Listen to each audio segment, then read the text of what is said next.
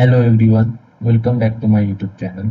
I know it's been a while since I last uploaded a video, but I will try my best to post regularly from now on.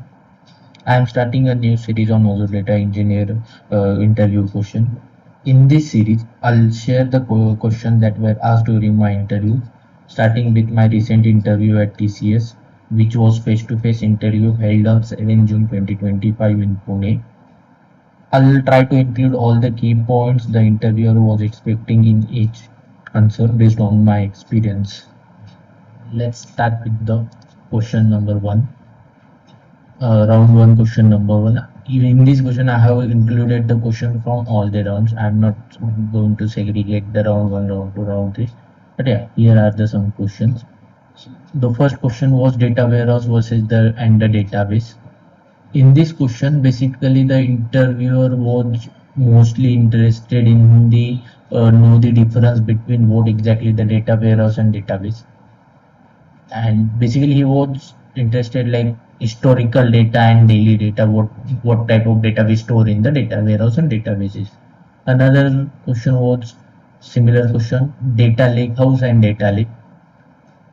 The most In most of the interviews, the people interviewer ask me about the normalization. What is normalization and denormalization? These are the two basic concept and most important, I guess. And here they are also asked me about the 1NF and explain 1NF and 2NF with the example. What is the difference between, fourth question was what was the difference between both logical and physical data models. Another logical and physical means logical we in another one is a diagram ER model in SQL. So basically they want one to one, one to many along with the example here also. One question was, this is something that I need to think of, like primary key and unique key, how many null values we can have, what the maximum null values can we have. In a primary key we don't have any such null values. In the unique key, if the not null constraint is there, then we will not have any null values. If the not null constraint is not there on the unique key, then we can have a null values. Few more questions on SQLs, different types of joins. They have given me the scenario also. In this case, what join you will use, right join, left join, inner join. Here also ask me on the indexes, and he also asked me about the role of indexes in the optimization. He asked me to write down the query to delete the duplicate rows from the table. The next question was, we know the case statement in the SQL. The question basically was, he asked me to what is the equivalent in the past part to the case statement. Let's move on to the next part, which is mostly on ADF. What is ADF? Which is pretty much simple. Main component of ADF I have explained in pipeline, activities, trigger, dataset, link, services, and everything. Then he focused on what is the difference between dataset and link service. So I given him an example like dataset is basically a structure, link service is a connection string. What is the difference between SSIS and ADF? He asked me basically in this type that if the SSIS was already there, then what we have, why we are using ADF, and why the ADF is getting evolved. On top of that, he also asked me about the integration runtime and their types. What exactly the integration runtime? What is a trigger in ADF? Example for each of the triggers, and focused on schedule and tumbling trigger, difference between those two. Activities used in ADF, which I have used. How many activities I have used? Focus on the metadata activity later on. What exactly the metadata activity does. On top of that, he also asked me that about the, can we create a new column in the ADF? Yeah, we can create it using a ADF data flow. We can have that functionality to create a new column based on the old column or new column, exact new column. Synapse and Databricks. The first question on the Synapse was a serverless versus dedicated SQL tool. What is the difference between them? The next question was what is the difference between Azure Synapse and Databricks, why we use a Databricks and in Azure Synapse, or what is a cluster in Databricks and what is the jobs under Databricks. These are the pretty much simple questions from the Databricks. PySpark and notebook, yeah, on the PySpark and notebook there are plenty questions, plenty number of questions. The first question was like exactly the architecture, but he just asked me, instead of architecture he asked me in a different way. He asked me like, if you run the code, what happened in the background. So basically the motive was here is the ask to the architecture. How do you add the new column with the password? Yeah, we can use a with column over there. Here in the scenario based question, you have a two dates column, how do you find the difference in the hours? Yeah, he asked me that. So at that time I had given him an answer like something different. We'll just calculate the days and then multiply it by hours and all those things.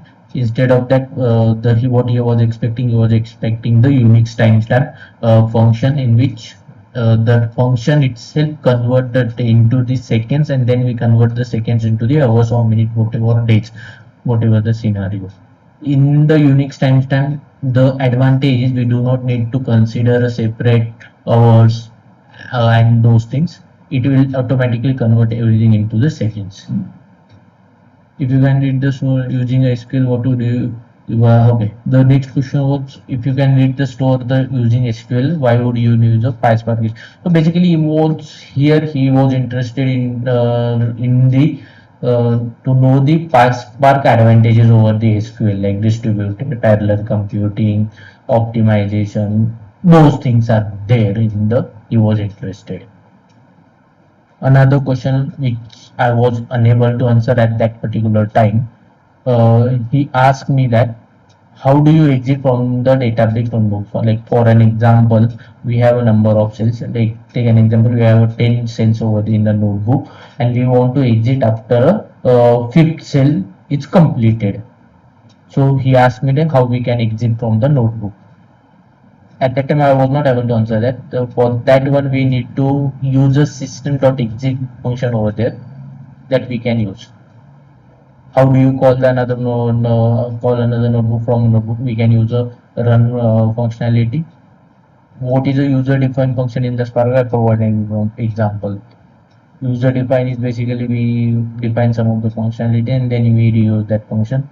He was more interested in the example. At that time I explained him the function, but I was unable to explain in the example as I haven't used the UDF yet, so I was not able to answer the on the example. What are the languages are supported in the Spark path, like Spark, Scala,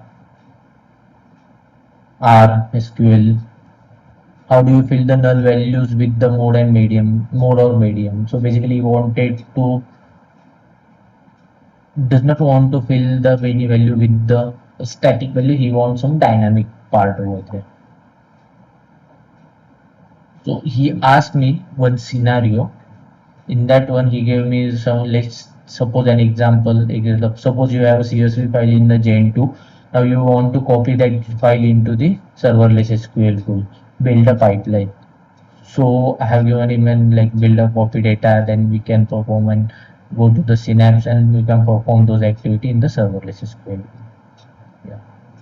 In some of the mostly I was unable to give them a Synapse related. I was unable to give the answer on the Synapse related question as I have not used the Synapse yet. I mostly focused on ADF, Microsoft Fabric, and Databricks, so I was unable to answer on Synapse.